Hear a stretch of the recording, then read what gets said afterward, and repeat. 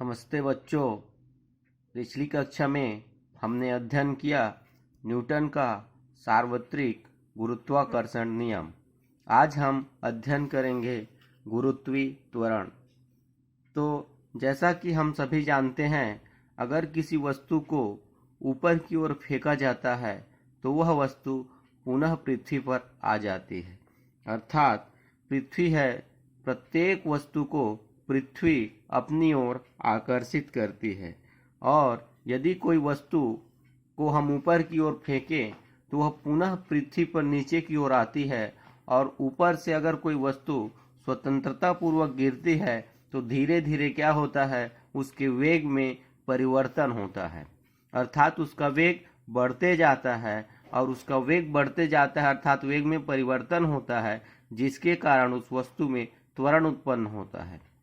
अब चूंकि यह त्वरण पृथ्वी के गुरुत्वीय बल के कारण उत्पन्न होता है, इसलिए उस त्वरण को कहते हैं गुरुत्वीय त्वरण। अर्थात गुरुत्व के अधीन स्वतंत्रता पूर्वक गिरने वाली वस्तु में उत्पन्न त्वरण को गुरुत्वीय त्वरण कहते हैं।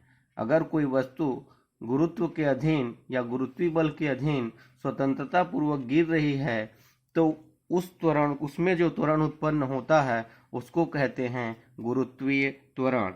या फिर दूसरे शब्दों में कहें तो गुरुत्व के अधीन स्वतंत्रता पूर्वक गिरती हुई वस्तु के वेग में एकांक समय में होने वाली वृद्धि को गुरुत्वीय त्वरण कहते हैं। ठीक है, गुरुत्व के अधीन अगर कोई वस्तु ऊपर से नीचे गिर रही है तो उसमें जो उत्पन्न होता है त्वरण, उस त्वरण को कहते हैं हम गुरुत्वीय त्वरण। तो गुरुत्व के अधीन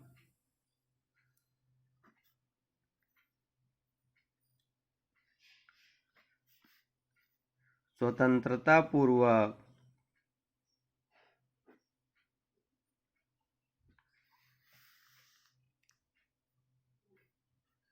गिरती हुई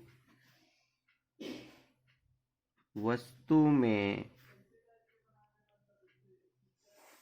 उत्पन्न त्वरण को गुरुत्वीय त्वरण कहते हैं। और गुरुत्वीय त्वरण को हम स्मॉल जी से प्रदर्शित करते हैं। इसे स्मॉल जी से प्रदर्शित करते हैं। तो ये हो गया बच्चों गुरुत्वीय त्वरण। इसका मात्रक देखते हैं क्या होता है। गुरुत्वीय त्वरण का मात्रक जो होता है वह SI पद्धति में मीटर प्रति सेकंड का स्क्वायर होता है। मीटर प्रति सेकंड का स्क्वायर होता है। और इसका विमीय सूत्र वही होता है जो त्वरण का होता है। अर्थात विमीय सूत्र होता है m0L_T-2। चूंकि गुरुत्वीय त्वरण भी त्वरण है, इसलिए जो विमीय सूत्र त्वरण का होता है वही विमीय सूत्र गुरुत्वीय त्वरण का होता है। और जी का मान जो होता है, अर्थात गुरुत्वीय त्वरण का मान जो होता है वह वस्तु के द्रव्यमान, आकार या प्रकृति पर निर्भर नहीं करता। गुरुत्वीय त्वरण किस पर निर्भर नहीं करता? वस्तु का द्रव्यमान क्या है, उसकी आकृति क्या है, इस पर निर्भर नहीं करता। और गुरुत्वीय त्वरण एक सदिश राशि है। गुरुत्वीय त्वरण क्या है? सदिश राशि है। गुरुत्वीय त्वरण जो होता है एक सदिश राशि है। तो आइए आगे देखते हैं हम जी और जी में संबंध, अर्थात गुरुत्वीय त्वरण और सार्वत्रिक गुरुत्वाकर्षण नियतांक में संबंध।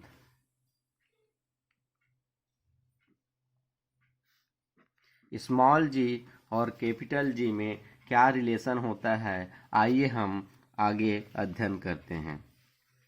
तो मान लो ये पृथ्वी है, इसका केंद्र O और इसकी त्रिज्या क्या है, R। पृथ्वी जिसका केंद्र O, त्रिज्या R और पृथ्वी का द्रव्यमान कैपिटल M है। तो पृथ्वी की सतह पर मान लो एक m द्रव्यमान की वस्तु है। पृथ्वी की सतह पर m द्रव्यमान की एक वस्तु रखी है। क्योंकि पृथ्वी जो होता है सभी वस्तुओं को अपनी ओर आकर्षित करता है और पृथ्वी के समस्त द्रव्यमान को हम उसके केंद्र पर केंद्रित मानते हैं। इसलिए मान लो द्रव्यमान उसके केंद्र पर केंद्रित है तो पिंड की दूरी, इसके द्रव्यमान की दूरी उसके त्रिज्या के बराबर होगी। तो माना पृथ्वी का द्रव्यमान m, कैपिटल M व त्रिज्या कैपिटल R है। पृथ्वी सतह पर स्मॉल m द्रव्यमान की कोई वस्तु स्थित है। ठीक है, मान लो पृथ्वी जो है इसका द्रव्यमान क्या है, m है और इसकी त्रिज्या r है। पृथ्वी के सतह पर स्मॉल m द्रव्यमान की कोई वस्तु स्थित है। अब चूंकि हम जानते हैं पृथ्वी के संपूर्ण द्रव्यमान को उसके केंद्र पर हम केंद्रित मानते हैं, इसलिए स्मॉल m और m दोनों के बीच की दूरी क्या होगी, r होगी। इसलिए सार्वत्रिक गुरुत्वाकर्षण नियम से, सार्वत्रिक गुरुत्वाकर्षण नियम से क्या होता है, पृथ्वी द्वारा वस्तु पर आरोपित बल, पृथ्वी के द्वारा इस m द्रव्यमान की वस्तु पर आरोपित बल F इज इक्वल टू होता है G m1 m2 अपॉन दूरी का स्क्वायर। तो यहाँ G सार्वत्रिक गुरुत्वाकर्षण नियतांक है, m पृथ्वी का द्रव्यमान और द्रव्यमान किसका, वस्तु का द्रव्यमान बटे दूरी का स्क्वायर। ये हो गया समीकरण 1। ठीक है, ये कैपिटल M पृथ्वी का द्रव्यमान है, स्मॉल m वस्तु का द्रव्यमान है, r पृथ्वी की त्रिज्या है। परंतु न्यूटन के गति के द्वितीय नियम से क्या होता है, F is equal to m a होता है, जहाँ m द्रव्यमान होता है और a क्या है, त्वरण होता है। इसलिए हम यहाँ गुरुत्वीय त्वरण का अध्ययन कर रहे हैं। तो F इज इक्वल टू क्या हो जाएगा, mg। F is equal to क्या हो जाएगा, mg, पृथ्वी द्वारा वस्तु पर आरोपित बल। तो ये हो गया हमारा समीकरण नंबर 2। तो समीकरण 1 और 2 दोनों F के बराबर है, इसलिए ये दोनों समीकरण भी आपस में बराबर हो जाएंगे। तो समीकरण 1 व 2 से क्या हो जाएगा, mg is equal to gm m upon r का स्क्वायर। एक स्मॉल m और स्मॉल m दोनों समान परिमाण के दोनों तरफ हैं, इसलिए दोनों एक दूसरे को क्या कर देंगे, काट देंगे, और बचेगा क्या,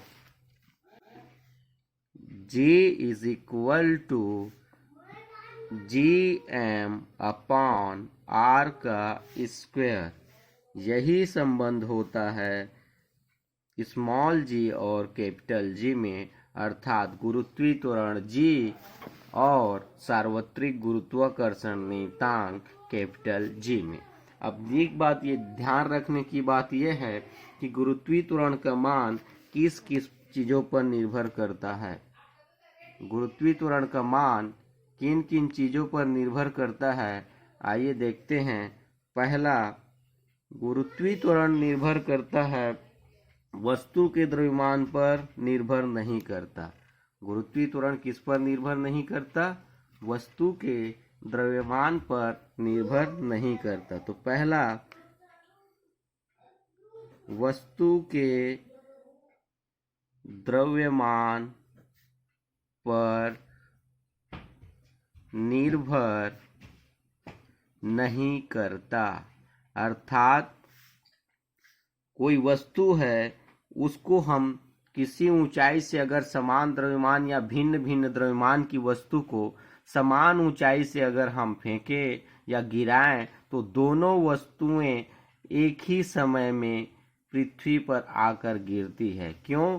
क्योंकि जो गुरुत्वीय त्वरण का मान है, वस्तु के द्रव्यमान कितना भी हो या उसका आकार कितना भी हो, वो कितना भी भारी हो या कितना भी हल्का हो, उस पर निर्भर नहीं करता। इसलिए जब भिन्न भिन्न द्रव्यमानों की वस्तुओं को पृथ्वी ऊपर से गिराया जाता है, तो वह पृथ्वी की सतह पर एक साथ गिरते हैं।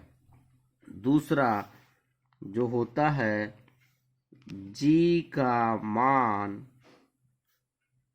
नियत होता है। जो कैपिटल G का मान होता है, वह सभी स्थानों पर एक समान होता है। कैपिटल G का मान सभी स्थानों पर एक समान होता है। तो ये हमने देखा गुरुत्वीय त्वरण और सार्वत्रिक गुरुत्वाकर्षण नियतांक में क्या संबंध होता है।